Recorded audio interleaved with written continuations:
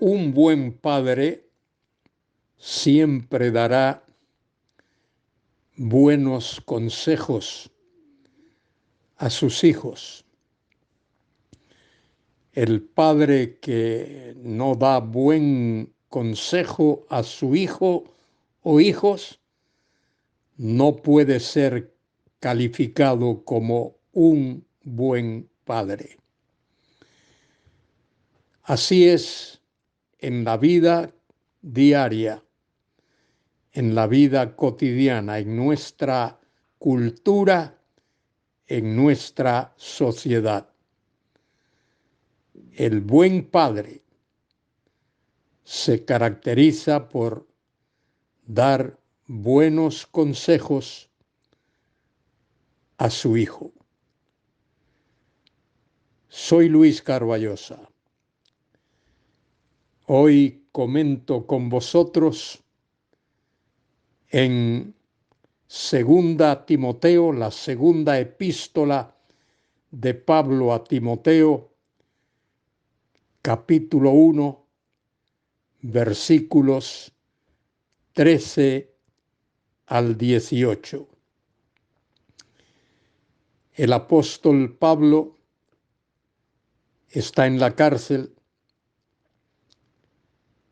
sufriendo su segundo encarcelamiento en Roma. De regreso de España fue arrestado, encarcelado y ejecutado.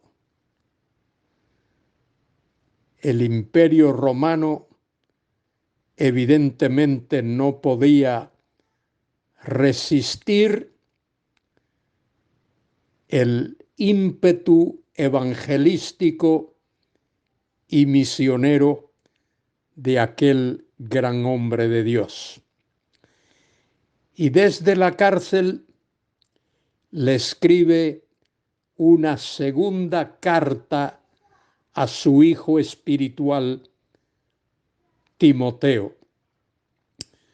Timoteo era pastor, misionero y maestro en la gran ciudad de Éfeso.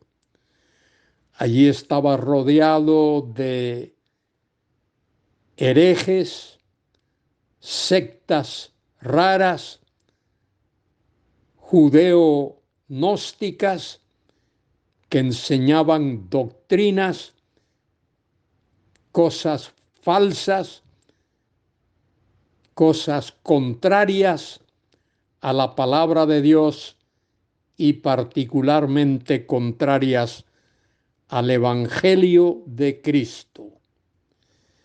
En los versículos del 13 al 18, Pablo enfatiza algunas verdades de suma importancia para el ministerio de Timoteo en Éfeso.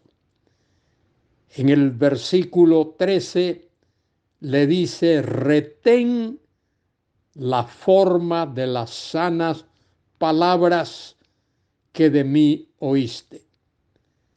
En el versículo 14, guarda el buen depósito por el Espíritu Santo que mora en nosotros. Evangelio Santo. Pablo utiliza dos vocablos, dos verbos en el modo imperativo. En el versículo 13, retén. En el versículo 14, guarda. Timoteo debía retener la forma. La palabra la forma es el modelo de las sanas palabras que de mí oíste.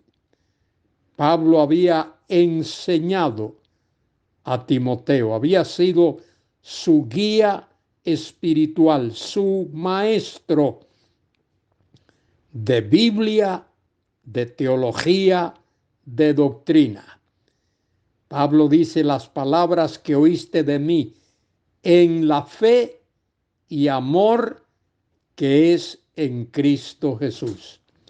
Esas eran las palabras que Pablo había enseñado a su hijo espiritual Timoteo. Y en el versículo 14 le dice: guarda el buen depósito. La palabra depósito es muy significativa.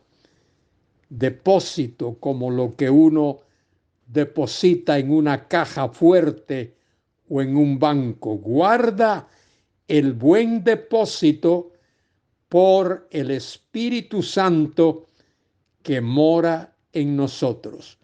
Cada creyente, cada persona que ha recibido a Cristo como Salvador, tiene morando en su vida al Espíritu Santo de Dios, la tercera persona de la Trinidad. El Espíritu nos guía, nos instruye, nos protege, nos guarda de falsas doctrinas, nos guarda de tropiezo, nos guarda de hacer cualquier cosa que sea contraria a la palabra de Dios. De manera que Pablo da dos órdenes, dos mandatos a Timoteo. Retén la forma, el modelo de las sanas palabras que de mí oíste. Y el segundo, guarda el buen depósito por el Espíritu Santo, el depósito de la sana doctrina de la palabra de Dios. Y añade Pablo, versículo 15, ya sabes esto, que me abandonaron todos los que están en Asia. Supongo que Pablo escribiría esas palabras con una tremenda tristeza. Estando en la cárcel, se siente abandonado por aquellos a quienes él había enseñado, había instruido. Y menciona dos nombres, los cuales son Figelo y Hermógenes, evidentemente dos personas que habían conocido el Evangelio o por lo menos habían sido instruidos por el apóstol Pablo. Pablo dice que estos dos hombres lo han abandonado, como aquel que abandona un barco, como aquel que abandona el puesto donde debe de estar vigilante. Pablo dice, me abandonaron todos los que están en Asia, y menciona estos dos hombres como ejemplo de aquellos que volvieron sus espaldas al apóstol Pablo. Y ahora Pablo habla de otra persona.